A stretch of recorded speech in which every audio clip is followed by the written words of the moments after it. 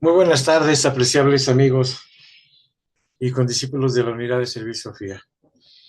Como pudieron darse cuenta, estamos tratando este tema de investigación de hace muchos años, la violencia intrafamiliar. Si el otro tema, reitero, no nos gusta tratarlo, este menos. ¿Por qué? Porque nos hemos acostumbrado a vivir en la violencia, que para nosotros ya es tan común hacerlo que ni nos hemos percatado de que es una violencia.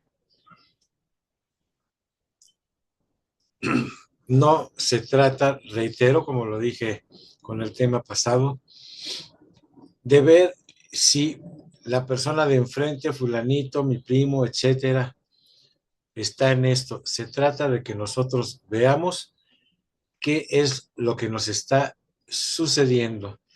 Todo esto es con la finalidad para que nos demos cuenta que hablar que yo pertenezco a tal maestro o al tal rama es un muy bonito espejismo. Entonces, primero tenemos que quitarnos muchísimas cosas. Miren, les voy a poner un ejemplo. Si ustedes quisieran, y es la invitación y sugerencia, poder estudiar un poco más qué es la violencia intrafamiliar, con otras palabras lo van a encontrar, por supuesto. Ahí está el Bhagavad Gita. En uno de sus capítulos nos habla precisamente de esto que estamos nosotros hablando. Pero como en aquella época, una persona, Bhagavadan Das, dijo, y esa es la sugerencia y reflexión para nosotros. ¿Qué fue primero, el placer o el dolor? Si tuvieran ustedes la oportunidad de encontrar ese libro de este autor, La ciencia de las emociones, verán de lo que estamos hablando. Para aquellos que buscan un poco más fuerte, por decir las cosas, pues bueno, pues tengan la paciencia nada más de leer un poquito de lo que habla Krishnamurti sobre de este tema y nos vamos a sorprender que vivimos en esto. No importa, como dice Bhagavadan Das, que nos produzca dolor, ya es placentero para nosotros. Y no nos apartamos de él porque nos produce placer. Voy a seguir con la lectura, dejando a todos ustedes, esos buscadores, que reflexionen. Por supuesto, la sugerencia siempre va a estar en que tengan esa oportunidad de tener un cuaderno y estar apuntando. Vieran de veras cómo después de 15, 20, 30 años, 40 años, le da una repasadita a esos libros, perdón, a esos cuadernos, a esos apuntes, y dice uno, qué bárbaro, qué interesantes están estos apuntes, y yo sigo haciendo lo mismo. Bueno, pues aquí está el tema: Unidad de Servicio Sofía, la violencia intrafamiliar, un trabajo de investigación de Eloy Bertelli. Estamos hablando de los agresores, de esos maltratadores. Por un lado el pitbull y este es el cobra, agresivo con todo el mundo, propenso a amenazar con cuchillos o revólveres. Se calma internamente según se vuelva agresivo. Difícil de tratar en terapia psicológica. Uno depende emocionalmente de otra persona, pero insiste que su pareja haga lo que él quiere. Posiblemente haya sido acusado de algún crimen. Abusa de alcohol y de las drogas. El pitbull espía a su mujer, es celópata, cae bien a todas las personas, excepto a sus novias o esposas. El cobra es un sociópata, frío, calculador, puede ser cálido. El maltrato no cesa por sí solo. Nada más como un recordatorio. En todos los libros nosotros encontramos que se habla siempre del hombre, pero yo vuelvo a decir que la mujer es lo mismo, ¿eh? Es lo mismo. Y no quiero extenderme en este tema porque se meten en que yo dije aquello y aquello, pero los que tengan la oportunidad de darse una vueltecita algún día de visita a un reclusorio femenil, van a ver lo que estoy diciendo. Después que la mujer ha sido físicamente maltratada y tiene miedo, a veces cesa este tipo de abuso y lo reemplaza con un constante maltrato psicológico, a través del cual deja saber a su víctima que el abuso físico podría continuar en cualquier momento. En ocasiones, la violencia del maltratador oculta el miedo o la inseguridad que sintió de niño ante un padre abusivo que lo golpeaba con frecuencia. Al llegar a ser un adulto, prefiere adoptar la personalidad del padre abusador a sentirse débil y asustado. En otros casos, los comportamientos ofensivos es la consecuencia de una niñez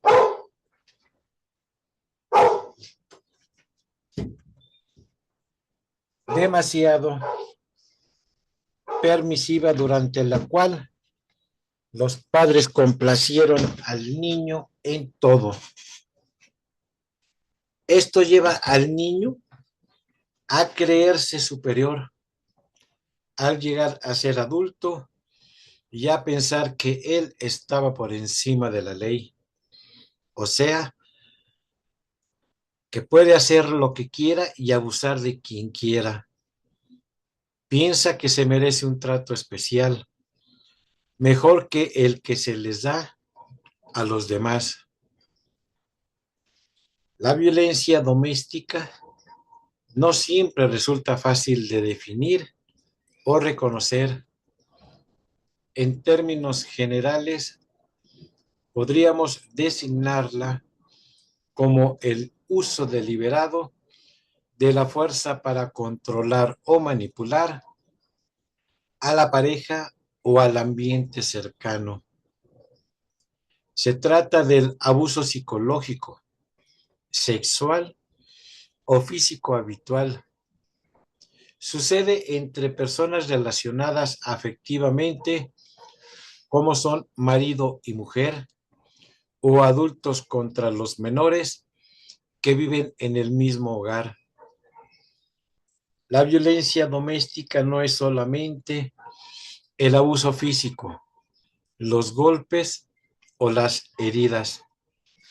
Son aún más terribles la violencia psicológica y la sexual, por el trauma que causan, que la violencia física, que todo el mundo puede ver. Hay violencia cuando se ataca la integridad emocional o espiritual de una persona. La violencia psicológica se detecta con mayor dificultad. Quien ha sufrido violencia física tiene huellas visibles y puede lograr ayuda más sencillamente. Sin embargo, a la víctima que lleva cicatrices de tipo psicológicas, le resulta más difícil comprobarlo. También lo dificulta, por ejemplo, la habilidad manipuladora de su esposo, que presenta a su esposa como exagerada en sus quejas o simplemente como loca. A la violencia física precede, a veces, años de violencia psicológica. La violencia psicológica es despreciar a la mujer, insultarla de tal manera que llega un momento en que esa mujer maltratada psicológicamente ya cree que esos golpes se los merece y que difícil es convencer a una mujer de que vaya a pedir auxilio cuando cree que no lo necesita. Hay mujeres que se avergüenzan por lo que les sucede y que hasta se creen merecedoras de los abusos. Por eso prefieren mantenerlos en secreto y así esa situación puede prolongarse durante años. Los que maltratan a sus víctimas lo hacen de acuerdo a un patrón de abuso psicológico. Igual que en el caso del alcohólico, el que golpea a una mujer o la maltrata psicológica o sexualmente, lo primero que hará es negarlo. Negación es decir, no, es que yo le pego por razón. No hay ninguna razón para golpear a una mujer ni a nadie, pero lo niegan. Dicen, yo no le he golpeado, yo no le he hecho nada, solo tocarla. Otra forma de abuso psicológico es el aislamiento que le hacen al vacío a la mujer. Ni le hablan, ni la mira, y entonces ella se va creyendo que se merece ese trato.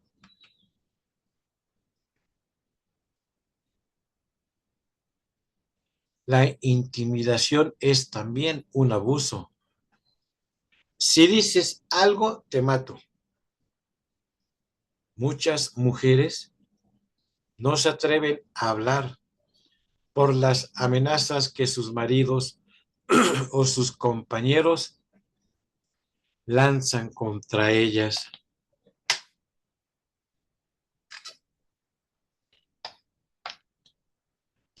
Tanto el adicto a cualquier droga como el abusador siempre tienen excusas y le echan la culpa a alguien.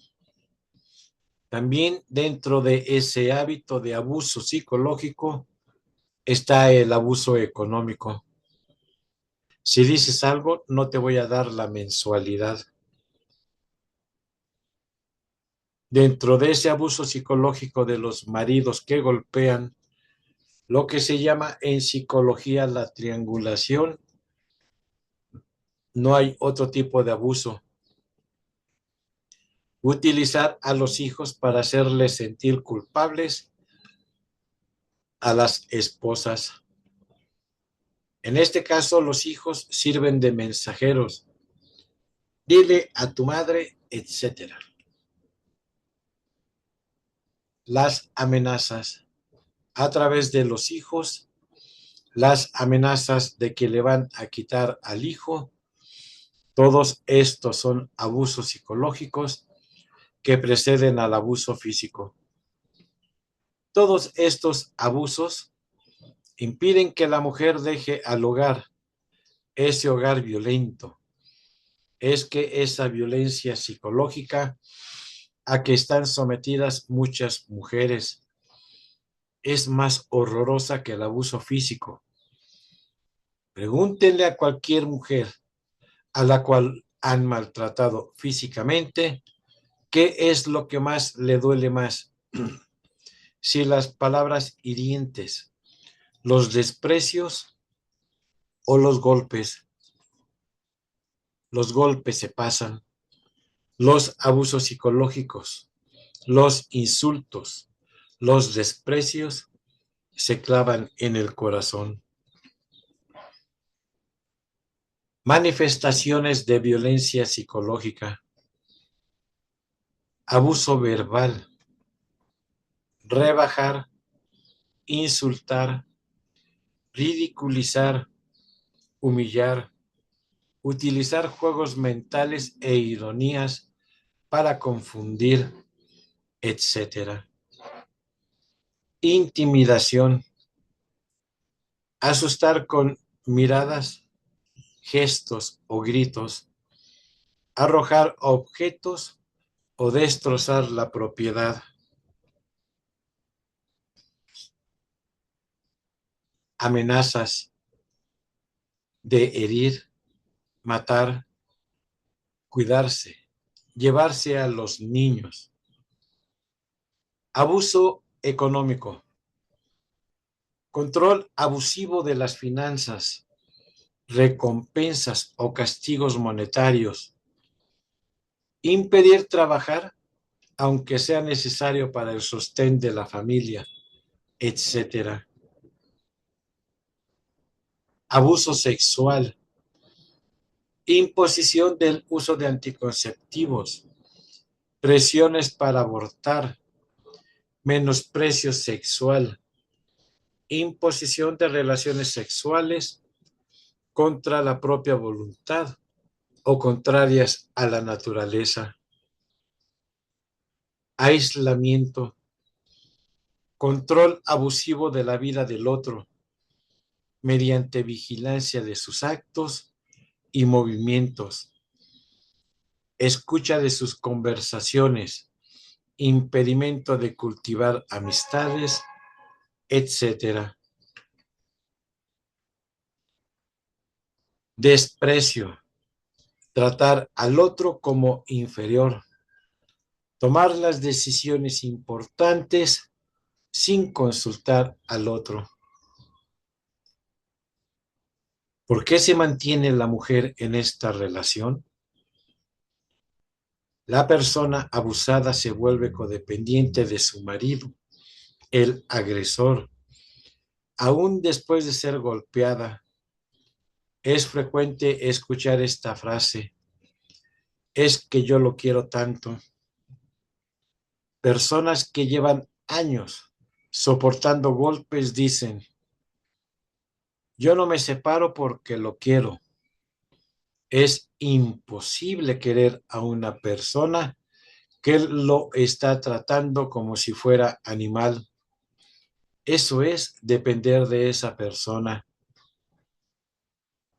Otro motivo por el cual algunas personas no se separan de este problema de codependencia es que las anima la familia y lamentablemente la iglesia a permanecer con el abusador. Sobre todo la familia les aconseja que mantengan esa relación por el bien de sus hijos. ¿Cómo vas a dejar a tus hijos sin padre?, les dicen. ¿Qué es mejor? ¿Tener un padre que golpea a su madre y que luego golpeará a sus hijos, o no tener padre? Se les hace mucho daño a los hijos cuando ven que su padre golpea a su madre. Para los niños pequeños, la madre es la base de toda su vida, la base de su afectividad, la base de su seguridad. Si una madre es golpeada, sus hijos se derrumban afectivamente. Es mucho mejor separarse. A veces las mujeres no se separan y sufren en silencio por miedo a perder su seguridad económica y la de sus hijos. Esto sucede sobre todo en la mujer que no tiene educación. Otras veces no se separan debido a las amenazas de más violencia o de muerte. Si intentan separarse, si les dices algo a la policía, te mato. Cuando se pregunta a algunas mujeres por qué aguantaron maltrato durante años, la respuesta más común es esta: por mis hijos. No quería que se criaran sin un padre.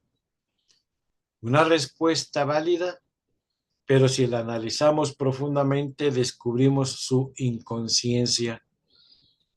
Sucede que en una situación de violencia, los hijos también sufren. El crecimiento en una atmósfera de miedo, tensión y terror influirá negativamente en su desarrollo emocional y más tarde se manifestará en el abandono escolar, en el uso de drogas, en desórdenes psicológicos y en violencia y delincuencia. En muchos casos, influye el factor económico. Soportan cuanto vejación venga con tal de que no perder la seguridad económica para sí y sus hijos. Se trata generalmente de mujeres con poca preparación académica, conscientes de que sin el marido no podrían vivir cómodamente. Lo peor es que la mujer, repetidamente abusada, se destruye psicológicamente. Su yo, su identidad individual, eso la incapacita para tomar las decisiones correctas. Cae en la ambivalencia efectiva. Qué bueno es él cuando no me golpea. Su autoestima queda por los suelos hasta creer ella misma que merece tales insultos y golpes. Cuando una persona cae a ese nivel, su capacidad de decisión queda prácticamente anulada porque el principio vital está herido de muerte. Si a una persona así aplastada se le amenaza con si me denuncias te mato, se sentirá paralizada. Quizás en último intento de supervivencia reaccione, pero usando las mismas armas que a ella le han destruido. El amor no debe doler. El amor implica confianza, protección, respeto a los gustos del otro, comunicación, caricias, ayudas al crecimiento emocional y espiritual. Consiste en compartir la vida con la alegría, dialogar sobre las diferencias y preferencias y respetar la integridad física y espiritual de la persona amada. Las mujeres que aguantan una relación abusiva indefinidamente acaban perdiendo su salud física y mental. Se enferman. Toda la familia termina enferma. Las mujeres en situaciones abusivas pierden su autoestima, no saben protegerse, no se dan cuenta del peligro que corren. ¿El porqué de la violencia doméstica? Primero, hay una raíz cultural histórica. Durante mucho tiempo nuestra sociedad ha sido muy machista. El hombre ha creído que tiene el derecho primario a controlar, a disciplinar con severidad, incluso a abusar de la vida de la mujer y de los hijos. Eso sucedió bajo el rol económico del hombre, proveedor de la alimentación. No crean que en los Estados Unidos no se golpea a la mujer. El padre americano en tiempos de la colonia tenía el derecho de matar al hijo cuando no lo obedecía.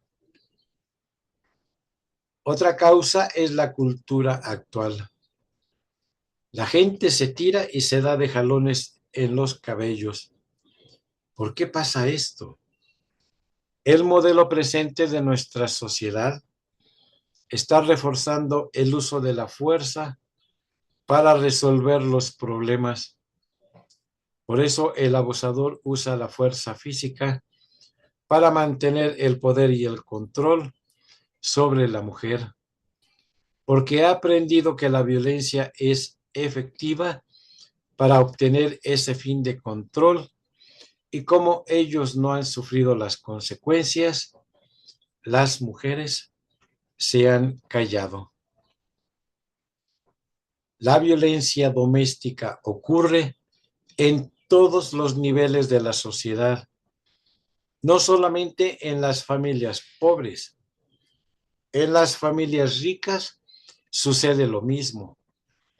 Lo que pasa es que una mujer a quien le dieron una paliza, si tiene dinero, se va tranquilamente a una clínica privada y aquí no ha pasado nada. Las que son pobres tienen que ir al hospital y allí los médicos dicen, a esta mujer la han golpeado y la policía se encarga de eso.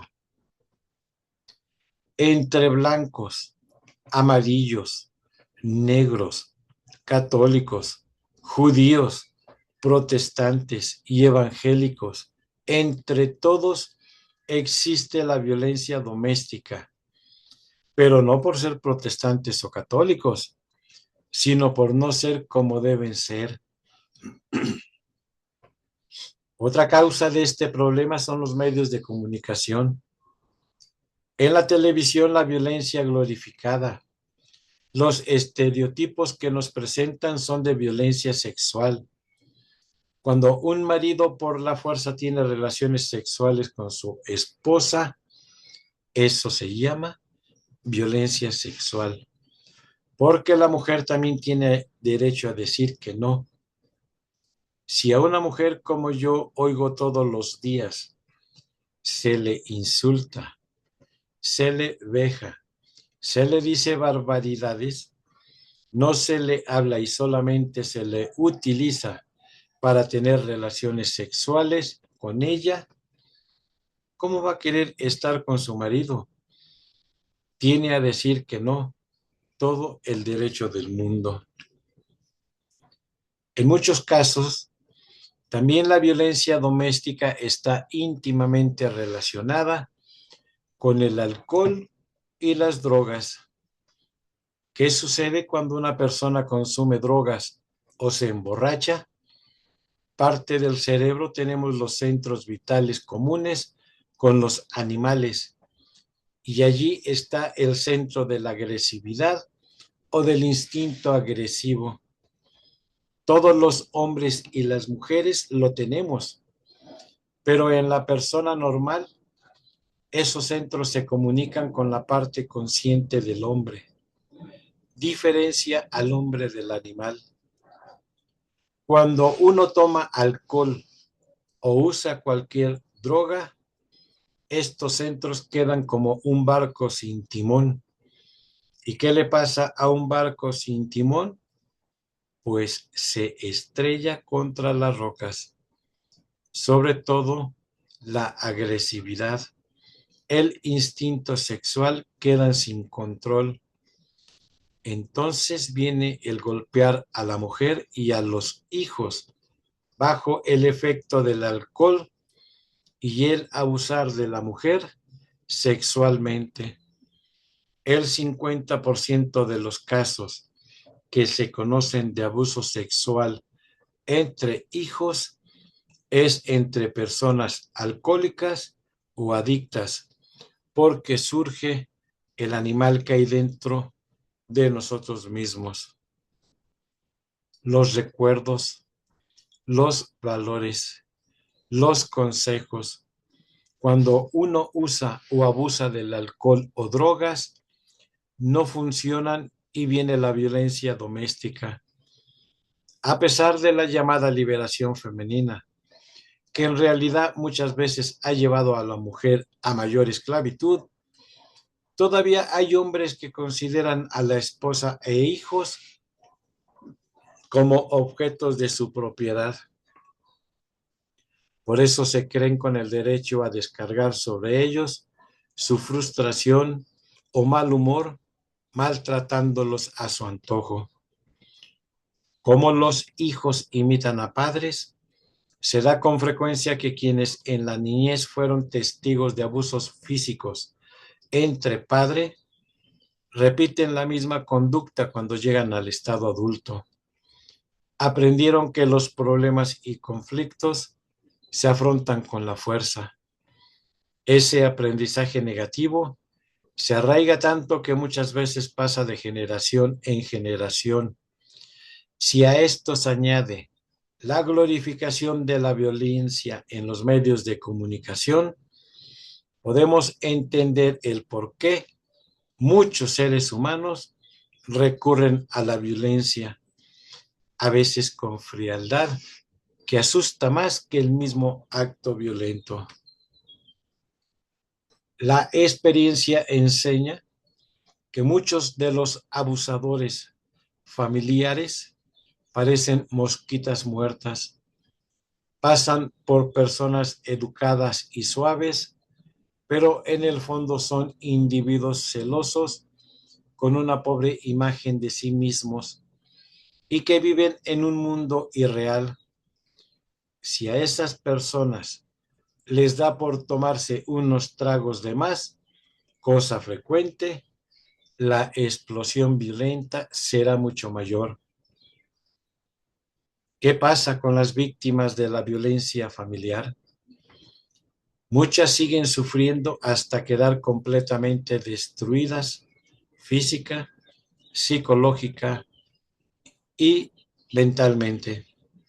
Otras acusan a sus agresores ante la policía, que muchas veces no toma debidas cartas en el asunto, y ocurre además lo que no quisiéramos que ocurriera.